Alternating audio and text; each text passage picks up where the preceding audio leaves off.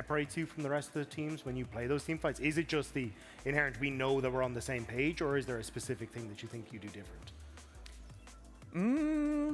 I would say just people are not afraid. You know, I see a lot of teams, they're too clumped, they're not taking enough space. Like when somebody CCs someone, they like yell out the champ and everybody goes on that champ and then they're over clumped. But for us, everybody's just kind of doing their own thing in the team fight, and usually that yields better results.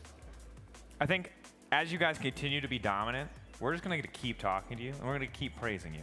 So we're going to shift things over to a different topic, just so this isn't the 9th time that we've invited you on to be like, really good job. But really good job. You've earned the really good job. Let's talk a little bit about bot lane meta. We brought it up with you before, but now we kind of have the answer from the Riot side in terms of the changes that they're positioning that maybe we'll put a leash on some of these crazy supports roaming the entire time. If we can get the graphic up whenever we have it ready. But Rob, you understand it pretty well. Maybe you can explain it. Yeah, so basically what we're seeing is that they want to try and hit the supports by coming through. You'll see it on the screen just there in front of you. And what they want to try and do is upping the out-of-lane support gold and experience penalty from 25% until level 3 to 33% until level 5. And then buffs to some of the underpowered AD carry tools. We've already kind of seen that start as well with like Yun-Tells and stuff. I wanted to get your take on it though, because like the way I've understood this, right? The reason the meta has kind of developed the way it is that mages are super strong bot lane because you get to 7 items, you get a ton of gold, you can get towards Rabadons, you peak super high, you're able to take over the entire game, right? You're also very good into the AD carries in the bottom lane, right? So it feels like supports roaming is a function of mages in the bot lane because you want to let them get their levels and in their ability points and stuff, right?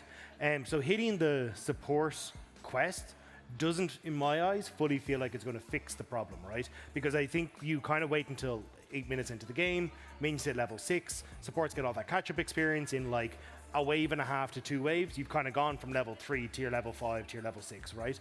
So do you think this nerf is actually going to kind of fix the problem, or do you think that there's still more levers that have to be tuned to try and get mages away from the bot lane all the time or get that support roam change? I mean, I think if they're trying to reduce it, that's a good change because, yeah, what you said about mages is true, but especially, you know, in pro play, a big strength of the mage is hard to punish in a 1v2 situation. So then, you know, the support can even be top, or the support can go 1v1 the jungler, and all those possibilities make it so the enemy team has to play very differently and always keep the fact that the support, you know, the Camille with the Halo Blades and the Ignite can do anything level 1, and that is a big part of the strength. But of course, it's not going to remove mages because like mages still have spots in draft. Like, I mean, previously, you know, when you had an AD mid, then it's a pretty good time for a mage or something like that. And yeah, mages still will have their spot, but it won't be every single game, you know, game 1, game 2, no matter what, you see mages. Based on your experience in scrims, and again, always trying to avoid leaks, so you know, if you want to keep it close to the chest, I totally understand. We've seen, even in LCK, mages kind of already falling by the wayside, a lot more traditional AD carries. Do you still feel like they should be looked at as like the omnipresent #1 threat, the way that people talk about them in solo queue, or is it just another option that you can pull out? I mean, it's the meta. It's very strong, and it will be high prio. You know, games 1 and 2, always. And then once like the super strong mages start dropping and the support pairings with them.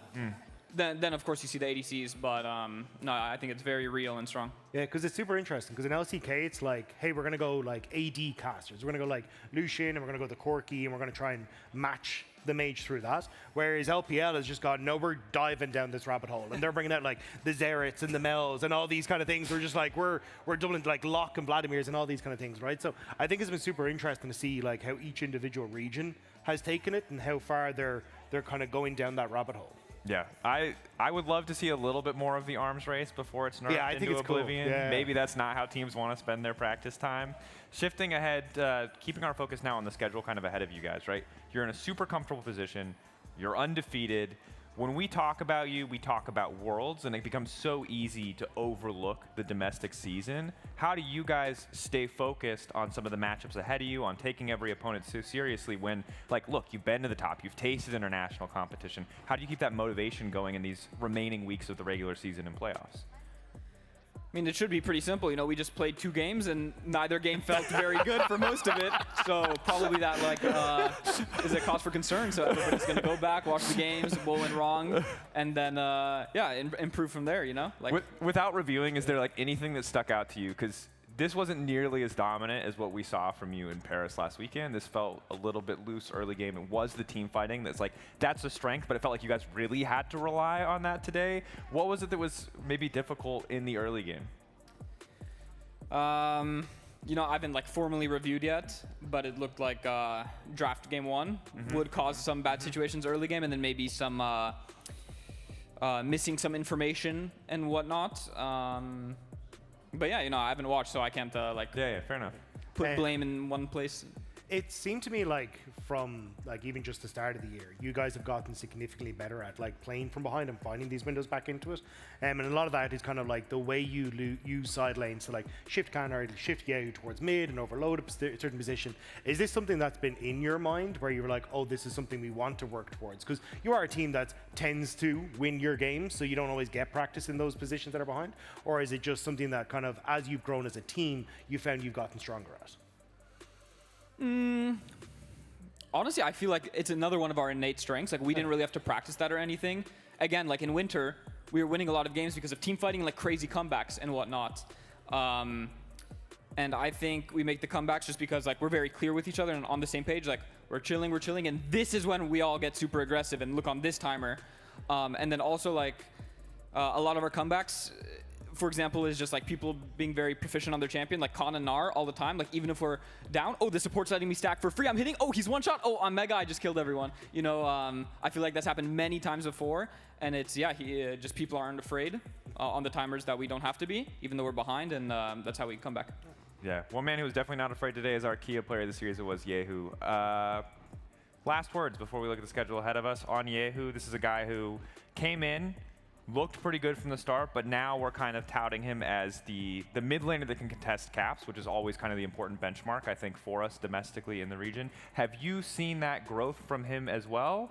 What is the biggest change kind of you've seen in him over the course of this season, from winter to where we are now? Probably just viewing the game more big picture and connecting with his teammates, because he's always been a very, very strong individual laner and whatnot. And yeah, it just takes time to obviously have better English understanding, and then also just getting to know his teammates and making sure everything's well connected. It felt very well connected. I like when he was like, look, yikes, 0-4, you're winning, you're having such a great game. I always look forward to the next Yehu performance or quote, but tomorrow, of course, we've got SK versus G2 and Fnatic versus MKOI.